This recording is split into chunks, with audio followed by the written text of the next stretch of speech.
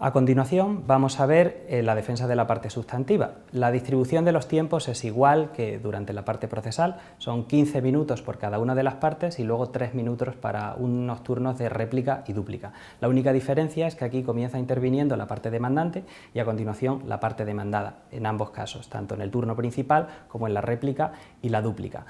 Uno de los factores por los cuales el MUT es una ventaja para los estudiantes que lo han hecho es que el caso y los hechos están realmente predeterminados y a veces te obligan a defender posturas que no siempre son fáciles. En este caso podemos comprobar cómo estos estudiantes bregan con la necesidad, en el caso del demandante, de defender que un producto no es conforme, a pesar de que no son capaces de presentar ningún dictamen pericial que así lo diga, solamente por la existencia de 2 resoluciones de autoridades regulatorias y por una reacción masiva de los consumidores que han empezado a devolver el producto.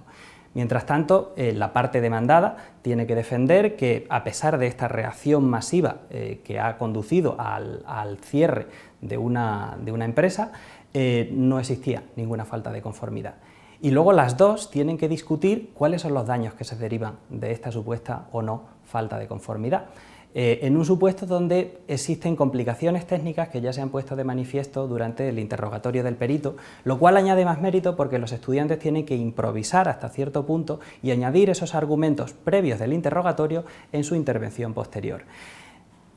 Esto, además, para más INRI, con las preguntas del tribunal, que clarísimamente se va a fijar en aquellos aspectos que sean más difíciles para cada una de las partes y, por si la parte se le hubiese olvidado mencionarlo, hubiese querido pasar de puntillas, seguramente la va a retener ahí unos cuantos minutos para disfrute de la audiencia y para que la persona demuestre sus habilidades. Que ya se han tratado las cuestiones procesales aplicables al fondo del asunto, vamos a proceder con el análisis de la parte sustantiva.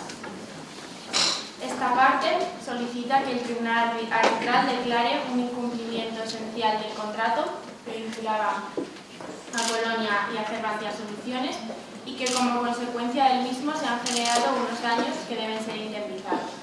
Pero antes de pasar a analizar estas cuestiones, los hechos, debemos tener en cuenta que a todo hecho le corresponde un derecho. Y en este caso, ¿cuál es el derecho? Pues bien, la ley aplicable al fondo del asunto será la Convención de Viena, los principios de unidad y de manera subsidiaria el derecho de Andina por ser así tratado por las partes. ¿Por qué aplicamos la Convención de Viena? Porque forma parte del derecho interno de Andina. Andina es un Estado que ha ratificado la Convención y las empresas que firman este contrato, cada una de ellas está domiciliada en un Estado signatario de la Convención, con lo cual, en virtud del artículo 1.1a de la Convención, es de aplicación. Si las partes hubieran querido excluir este texto, debían haberlo indicado y no lo hacen, con lo cual consideramos que la ley aplicable es la Convención de Viena y los principios de unidad. Pasando ya a las cuestiones relativas al fondo, en primer lugar debemos tratar, como ya mencionaba, el incumplimiento del contrato. Cervantes Soluciones SL, la parte hoy demandada, entrega productos que no son conformes con lo establecido en el contrato. Los productos que debía entregar, según la cláusula sexta del contrato, eran productos de buena calidad y aptos para su uso, y encontramos dos defectos en ellos. En primer lugar, los glucómetros, tanto el modelo Glucomast como el modelo Lavasys, con niveles de glucosa superiores a 1024, presentan un error. Y este error es detectado por la propia Soluciones y es ella quien lo comunica. Sabemos, esta parte sabe, porque así lo indica la nota publicada por la Agencia Cervantina de Productos Sanitarios, que la posibilidad de obtener resultados de glucosa en sangre superiores a 1024 miligramos por decilitro, que es el punto en el que estos glucómetros fallan, es muy alta, pero esa posibilidad existe, con lo cual consideramos importante remarcar este hecho. Y es que es más, la Agencia Andina de Productos Sanitarios en su nota publicada el 14 de febrero de 2013, solicita a Colonia el cese de la distribución de estos glucómetros cuando ya se había llevado a cabo un informe pericial que informaba sobre que los productos podían ser válidos y que no presentaban defectos. Para esta parte, el que aún así una agencia de productos sanitarios y un Estado retire estos productos y no permite su comercialización ya es un indicio de que ese producto no es conforme con el contrato. Pero además hay un segundo error. De este segundo error es en este caso la agencia andina quien detecta el mismo. Y nos lo indica también su nota informativa de 14 de febrero de 2013, que se encuentra en el documento de la solicitud número 17. Indica que cuando no se rellena por completo la tira reactiva que debe introducirse en el glucómetro,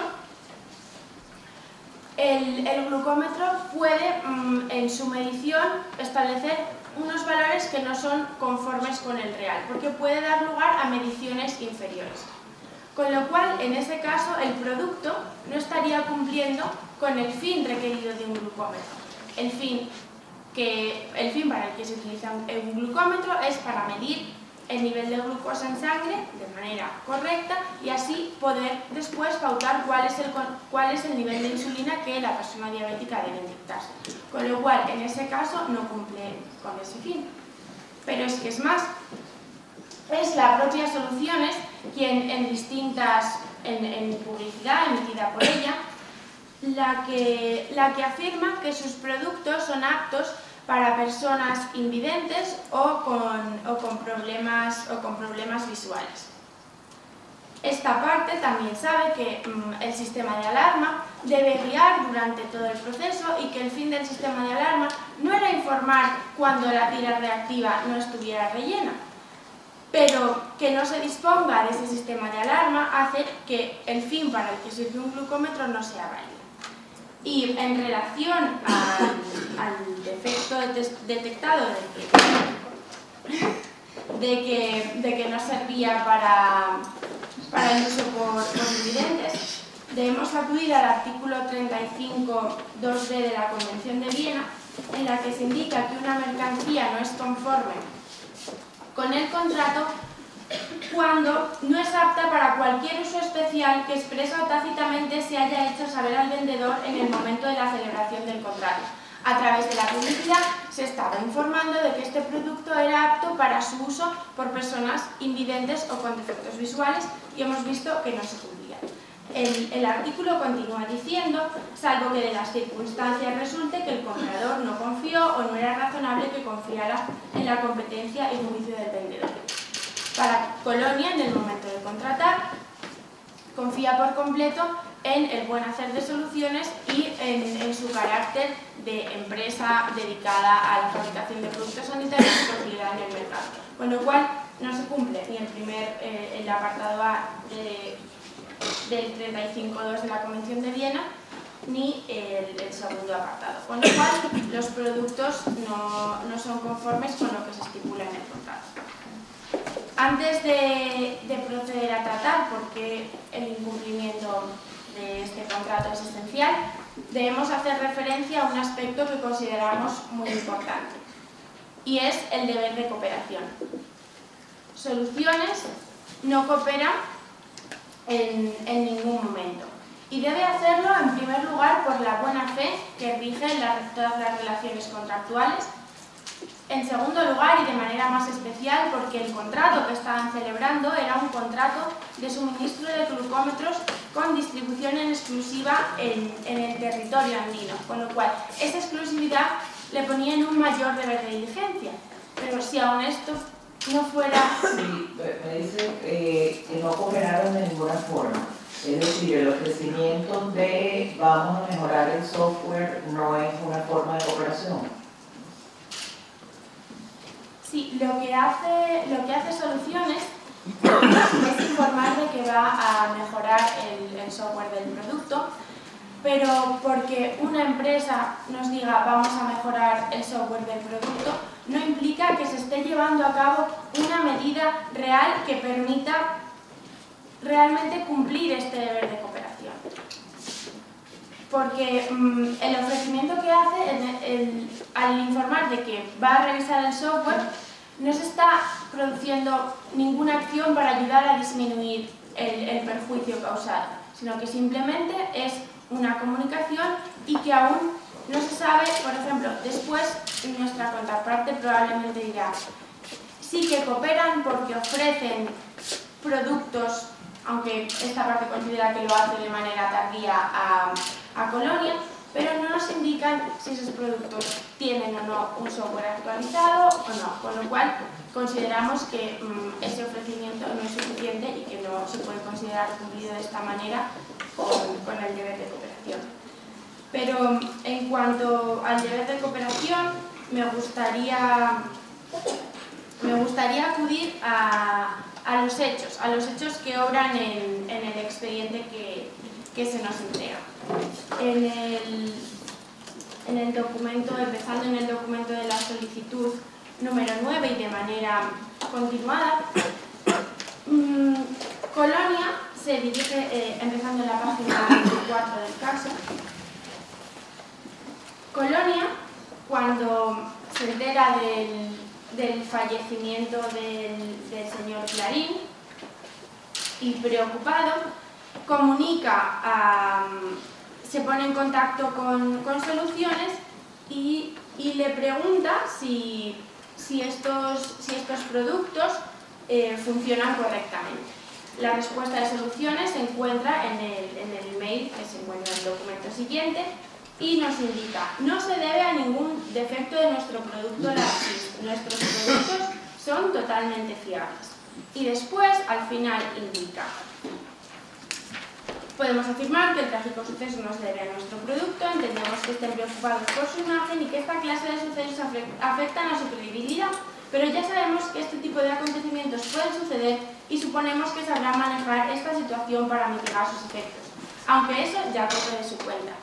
Soluciones, al entrar en este contrato de suministro de distribución exclusiva con Colonia, conocía el buen hacer también de esta cooperativa y por ello entra en este contrato para así ampararse en ello. Es una relación en la que podemos establecer que hay beneficios para ambas partes y por eso precisamente entran a contratar. Con lo cual, suponemos que sabrán manejar esta situación para mitigar sus efectos, no consideramos que esté cumpliendo con esta diligencia conocida y con este deber de cooperación. Pero es que aún así, hay algo que nos sorprende aún más. Un día después de informar a Colonia de que sus productos no tenían ningún defecto, se publica una nota de la Agencia Cervantina de Productos Sanitarios. Y en esta nota se indica: la Agencia Cervantina ha sido informada por la empresa Soluciones de la retirada del mercado de los glucómetros Glucomast y Lavasys. Independientemente de que luego el requerimiento venga por parte de la agencia, o sea, motu propio por parte de Soluciones, sabía que sus productos estaban siendo retirados del mercado cervantino un día después de escribir un correo electrónico a Colonia, con lo cual consideramos que se está ocultando información. Y el deber de informar a la otra parte era algo que estaba recogido específicamente en el contrato, con lo cual no sigue sin cumplir con este deber de cooperación. Aún así, podríamos seguir hablando de este hecho porque lo incumple en reiteradas ocasiones, pero procederé a explicar por qué consideramos que el incumplimiento del contrato producido es esencial. En primer lugar, en cuanto al primer requisito, Colonia no recibe aquello que tenía derecho a esperar en virtud del contrato y, en segundo lugar, el segundo requisito es la previsibilidad. La parte que incumple, es decir, Soluciones, debía haber previsto los posibles sucesos. ¿Y por qué decimos que podía haberlo previsto? Pues bien, Soluciones sabe que Colonia y sus farmacias adquieren los productos con la intención de revenderlos. También conocía el alto nivel de calidad de Colonia y el valor que los consumidores andinos daban a la marca Doble Flecha Verde. Y en tercer lugar, Soluciones es una multinacional que está especializada en producir productos de tecnología sanitaria y tenía que saber que si su glucómetro no cumplía con su función podía generar una situación de crisis. Con lo cual hemos visto que el incumplimiento es esencial. Y ahora centrándome en los daños. Esta parte, por un lado, como consecuencia de este incumplimiento se han generado unos daños materiales que han sido probados en el informe presentado por esta parte y que hemos tenido ocasión de analizar. Y por otro lado también se piden unos daños por la destrucción de la marca doble flecha verde. En este caso debemos decir y apuntar que consideramos que es procedente reclamar ambos tipos de daños porque el artículo 42 de la Convención de Viena permite que se resarzan todos los daños ocasionados a partir del principio de la compensación plena. Y esta parte considera que, como ya ha quedado acreditado, a través del interrogatorio al perito, en el informe realizado no se incluye el valor que tenía doble flecha verde. La perito ha indicado que no quería decir que la marca valiera lo mismo que las pérdidas que habría sufrido Colonia y que la valoración de dicha marca tendría que hacerse a través de un experto que lo valorara. Con lo cual, esta parte solicita al tribunal que declare que se ha producido un incumplimiento del contrato, que este incumplimiento ha sido esencial debido, en primer lugar, a la entrega de productos no conformes con el contrato, a que no se ha cumplido con el deber de cooperación y a que este incumplimiento era previsible. Y en segundo lugar, como consecuencia de este incumplimiento, se pide que reconozca que se han ocasionado unos daños a Colonia, que estos daños deben ser indemnizados y que están formados, por un lado, por un daño material que se cifra en el informe de KPMG y por otro lado por un daño material. ¿Y la base legal de pedir esos daños, ambos daños, sería la misma?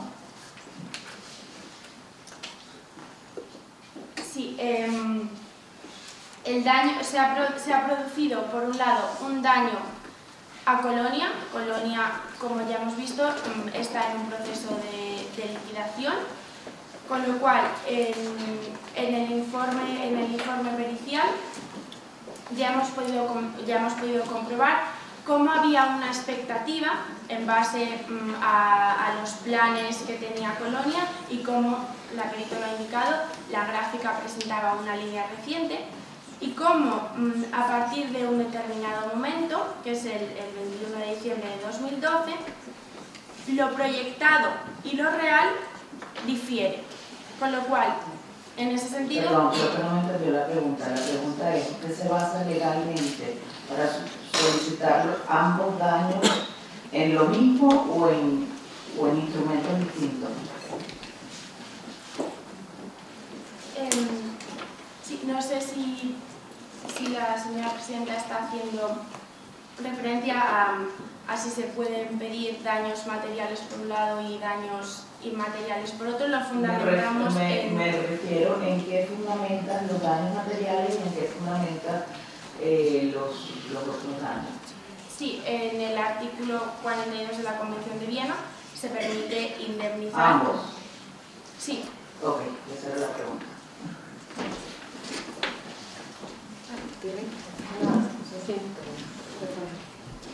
Tengo dos preguntas. La primera tiene relación con la sensibilidad necesaria para pedir la ejecución del contrato y tiene que ver con la situación del mismo. La pregunta es ¿por qué considera la demandante que este contrato de distribución se ha frustrado y tiene que ponerse por fin el procedimiento contractual de la parte demandada? Y la segunda pregunta es si existe alguna prueba de algún intento de mitigar los daños que están suscitando de conformidad con la obligación establecida en la Comunidad de Viena. En cuanto a la primera pregunta y en cuanto a la esencialidad, esta parte pide que el tribunal considere que el incumplimiento es esencial para así poder resolverlo, puesto que este es un requisito que nos exige la Convención de Viena, y se preguntarán por qué se está interesado en la resolución de este contrato. Este contrato, cuando se firmó, era válido para un periodo de tiempo de 4 años que podía ser prorrogable, con lo cual, si está en vigor y si las farmacias, como ya hemos dicho, están facultadas para contratar con Soluciones, si ahora mismo las farmacias quisieran distribuir un producto en las mismas, un glucómetro que fuera de una marca diferente, estarían vinculadas por este contrato. Con lo cual se pide la resolución para romper todo vínculo, toda relación existente o que pudiera existir entre unas y otras. Y en cuanto a la segunda pregunta relativa a la mitigación,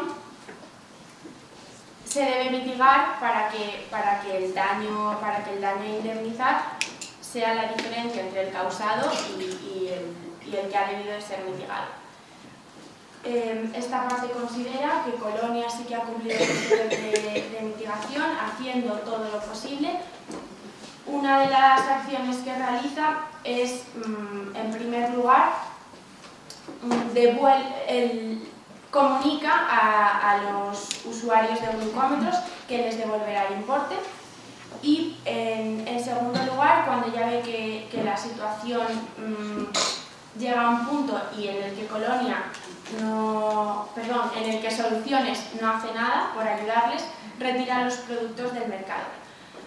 Se preguntarán que por qué toma a cabo, en primer lugar, esta medida de la devolución, y es la única medida que en ese momento estaba en su mano, puesto que estaba vinculada por un contrato de suministro de glucómetros con distribución exclusiva. Si hubiera acudido al mercado y hubiera adquirido otro tipo de productos de la competencia, estaría vulnerando este contrato. Y probablemente estaríamos hoy aquí sentados, pero esta parte estaría sentada en la posición del demandado y Soluciones sería la parte demandante en este procedimiento. Sí, pero ¿cómo se retiran las acciones? Tenemos información en la retirada de mercado que no sé cómo mitigan los 30 millones que están pidiendo en este procedimiento. Eso es también muy interesante. Expectativa de negocio. Mi pregunta es, siguen la resolución, con lo cual esa expectativa de negocio la frustran, puesto que no se puede dar en ningún caso, puesto que están pidiendo la resolución y por lo tanto esa expectativa de negocio no va a conseguirse. Y la pregunta es si es que es posible, si se ha hecho algo para mitigar esos daños. Los daños que usted se refieren a daños, posibles demandas de terceros contra la demandante, no la reclamación de daños contra la demandada. La pregunta es si han hecho algo, si se podía hacer algo y si en su caso qué, para honrar la obligación de mitigación de daños que están solicitando a la demandada. Sí. Esta parte, como ya he dicho, toma estas medidas, solicita la ayuda de Soluciones. Soluciones no hace nada y se piden estos daños, puesto que el negocio, es decir, los glucómetros que se estaban suministrando por parte de Soluciones estaban asociados también a las farmacias al establecer este contrato. Pero es que no solo se vendían en las farmacias, no solo se vendían glucómetros, sino que se vendía otro tipo de productos. Aquí entra en juego la marca. Doble Flecha Verde se asociaba a estos glucómetros y a otro tipo de productos, con lo cual, al no haber llevado medidas por parte de Soluciones que digan que el producto efectivamente no adolece estos defectos, como sí que lo hace, y al no haber llevado a cabo ningún otro tipo de solución, lo que se hace es que en los consumidores se genera una situación de duda. Estos consumidores ya no entrarán en las farmacias a comprar ni glucómetros, pero no comprarán glucómetros y no comprarán ningún otro tipo de productos que se venda en las farmacias, con lo cual es por ello por lo que Ok, entonces damos por terminada. Entonces, damos por terminada y entonces tenemos tiempo para... Gracias. Señores miembros del tribunal, como señalé, mi nombre es Carlos Ríos y he venido para fundamentar los fundamentos de fondo por los cuales la presente demanda debe ser declarada infundada en todos sus extremos. Para ello, demostraremos lo siguiente. En primer lugar, que mi patrocinada, Soluciones, cumplió el contrato de suministro celebrado con la contraparte. En segundo lugar, demostraremos que mi patrocinada realizó todos los actos de cooperación necesarios para con la contraparte, obrando así de buena fe. En tercer lugar, demostraremos que no existe nexo causal entre los daños que la contraparte le imputa a mi patrocinada y lo efectivamente ocurrido en el presente caso. Finalmente, señores miembros del tribunal, en el negado supuesto se considere mi patrocinada es responsable, demostraremos que la contraparte pretende una doble indemnización al valorar indebidamente la marca doble flecha verde. Señores miembros del tribunal, ¿de qué no trata este caso? Este no es un caso donde discutamos la muerte del señor Clotaldo Clarín. Este es un caso donde la contraparte pretende imputarle a mi patrocinada el pago de más de 30 millones de euros por un hecho que ni siquiera ha podido probar. No escucharon mal, señores miembros del tribunal. Más de 30 millones de euros por un hecho que no ha sido probado. Demostraremos entonces a continuación las afirmaciones que acabamos de exposar. Primer argumento, respecto al contrato. El contrato contenía básicamente dos obligaciones para mi patrocinada. La primera, que el suministrador garantice que todos los productos sean nuevos, de manufactura reciente y de buena calidad. La segunda, a juicio de la contraparte, es que las partes se comprometan a coordinar esfuerzos para que la imagen de las partes y productos se ajusten a las expectativas razonables de ambos. Veamos entonces cada uno de estos presuntos incumplimientos. Señores árbitros, los hechos y las pruebas de este caso son irrefutables. Demuestran que mi patrocinada cumplió cabalmente el contrato. Esto ha sido demostrado, en primer lugar, a través de dos mecanismos técnicos que prueban que mi patrocinada entregó productos de buena calidad.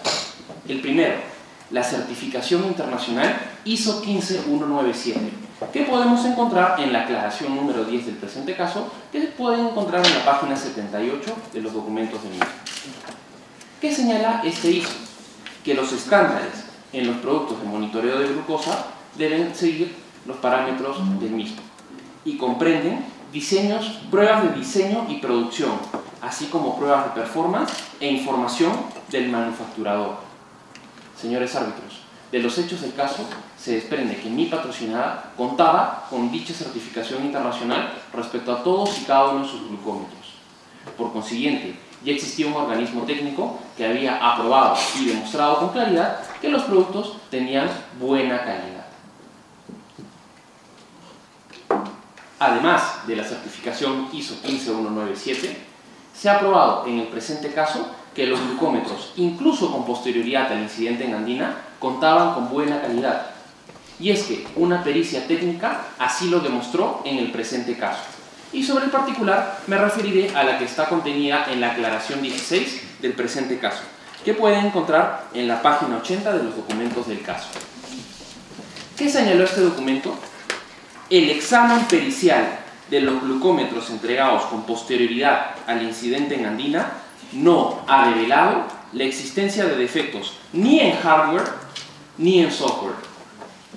Como consecuencia de ello, señores miembros del tribunal, existen dos pronunciamientos técnicos que demuestran que tanto con anterioridad como con posterioridad a los incidentes que la contraparte imputa en el presente caso, los productos igualmente contaban con buena calidad y que por consiguiente esta obligación ha sido cumplida. Ahora bien, habiendo mencionado a la contraparte el deber de cooperación, nos referiremos al mismo en el presente caso. Señores, este compromiso fue cumplido. Mi patrocinada realizó todos los actos necesarios para cooperar con la contraparte. Desde el principio comunicó motu propio a las agencias sanitarias para que éstas hagan una revisión del producto. Seguidamente se mostró abierta a cualquier revisión o pericia respecto del mismo. Luego comunicó ello a Colonia, en la segunda carta que obra en los documentos del caso, a quien avisó que remitiría el resultado final de la pericia. ¿Puedo hacer una pregunta? Sí, señor. ¿Por qué Soluciones actuó de manera diferente después de la muerte que se produjo en Andina? ¿por qué retiró el producto inmediatamente en Salambina? Tardó 3 días, hizo otra publicidad en Andina y no se retiró, simplemente ofreciendo cambiar el software, y después fue en febrero que se retiró de él. Hay una explicación, no sé, en la página 80, ustedes dan sobre esto, pero quisiera que nos explicara un poco más. En primer lugar, debemos señalar que los glucómetros únicamente fueron retirados en el país de Cervantes. Andina, el lugar donde era objeto del contrato, nunca sufrió el retiro de los productos. En segundo lugar, la agencia sanitaria en Cervantina no emitió una orden, emitió una recomendación de retiro de los productos, y ello consta de los documentos del caso. Ahora bien, retirar los productos no implica asumir responsabilidad. Lo que mi patrocinada realizó es el deber general que tiene toda empresa de calidad de resguardar la calidad de sus productos y ponerlos a disposición de cualquier tipo de supuesto. Ahora bien, la contraparte, para señalar ello, se ha referido a estos informes que señalan que a 1024 miligramos de glucosa de sangre el producto pueda presentar algún tipo de defecto. Y señaló, además, que este era un supuesto remoto, pero posible. Estamos totalmente de acuerdo con la contraparte, y es que la Agencia Americana de Endocrinología, así como la Organización Mundial de Salud, señalan que a 1024 miligramos por decilitro de sangre una persona se encuentra en coma. Y nos preguntamos, señores miembros del tribunal, si un glucómetro que está diseñado para que una persona, por propio interés, se mida la glucosa en la sangre de manera independiente, puede funcionar si una persona se encuentra en estado de coma. Continuando entonces con la exposición respecto a la cooperación, debemos señalar que mi patrocinada realizó todos los actos necesarios para cooperar con la contraparte.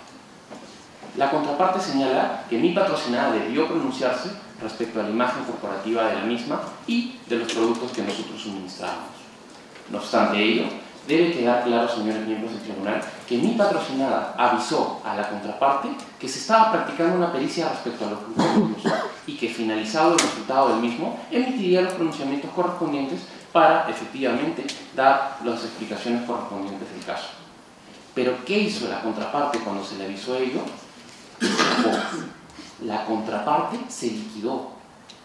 Decidió, no por un informe de sus acreedores o cualquier otra razón para poder liquidarse, se liquidó motu proprio, sin otra razón que escapar del conflicto que había ocurrido en su caso. Señores miembros del tribunal, nos preguntamos si una empresa con más de 50 años de trayectoria, que tenía el 17% del mercado y que, como bien señaló la perito, se encontraba en un resultado óptimo respecto a sus utilidades y sus ganancias, debía liquidarse a tan solo 6 meses de ocurrida la controversia. Y es que, señores árbitros, las grandes empresas encuentran grandes soluciones a sus problemas. Miremos el ejemplo de Pfizer, que en el año 2008 sufrió el cuestionamiento a su producto estrella, el sildenafil. Miremos, por ejemplo, el caso de Abbott. Podemos encontrar múltiples casos donde determinadas empresas han sufrido crisis de imagen corporativa.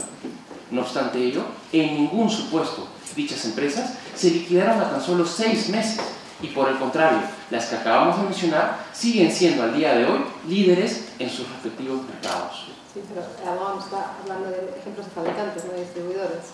Es correcto. En el caso Abbott, en el caso Pfizer, eran fabricantes. Entonces, que ustedes hubiesen liquidado a 6 meses, podríamos hacer un equivalente y al momento lo podría hacer la parte demandante, pero en este caso estamos hablando de un distribuidor que distribuye un potencial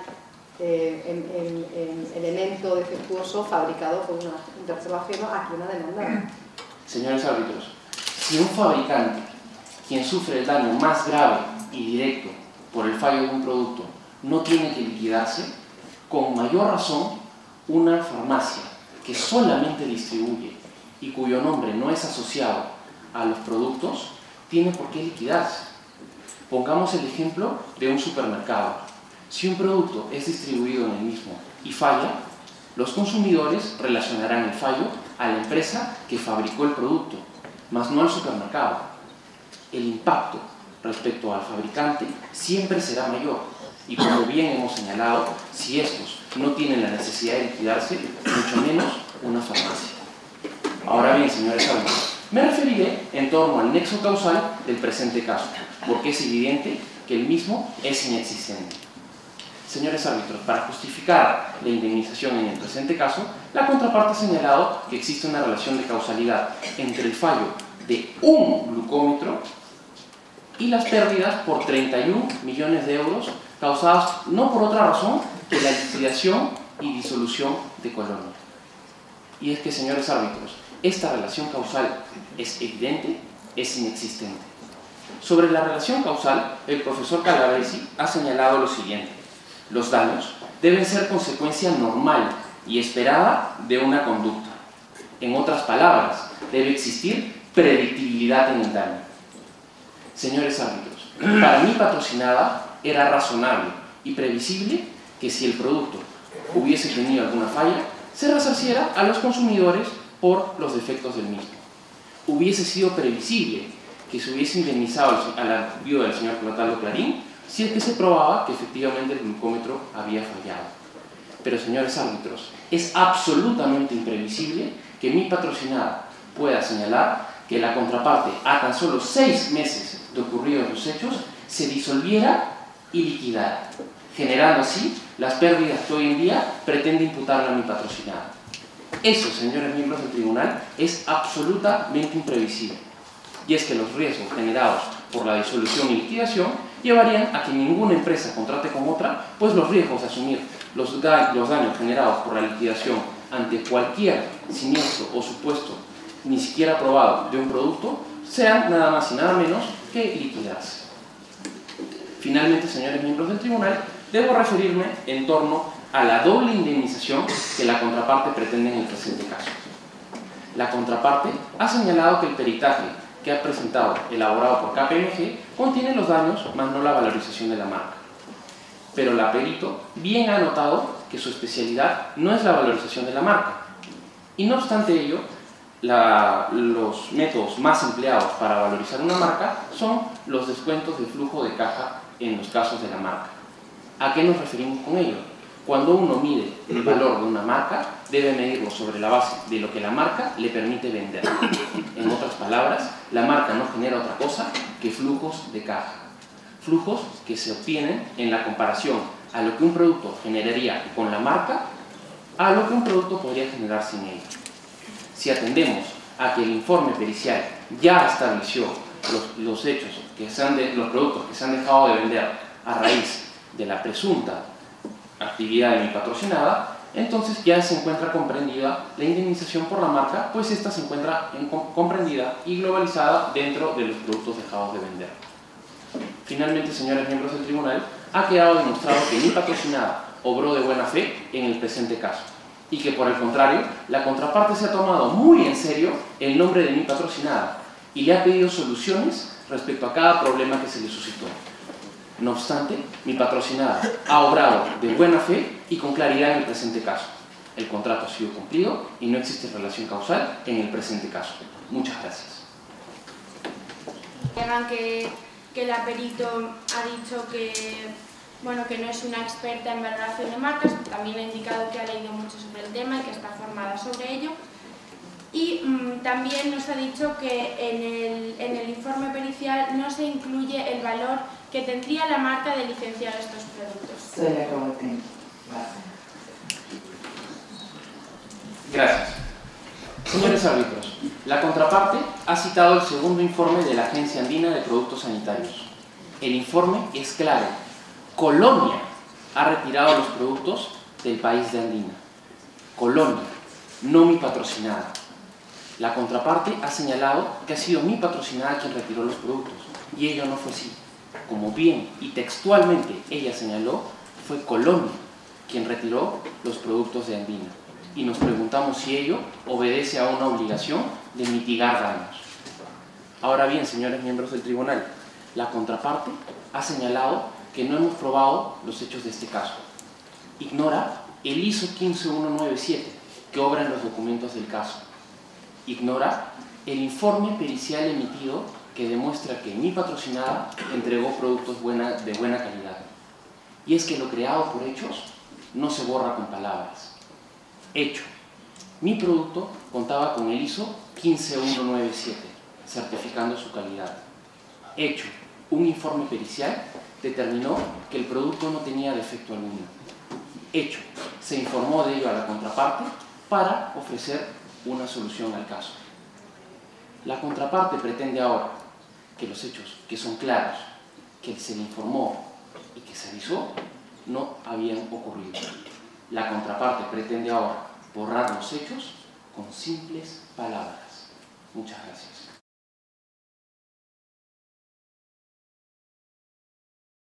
Una vez vista toda la grabación de la final, os preguntaréis cuál de los dos equipos se alzó con la victoria.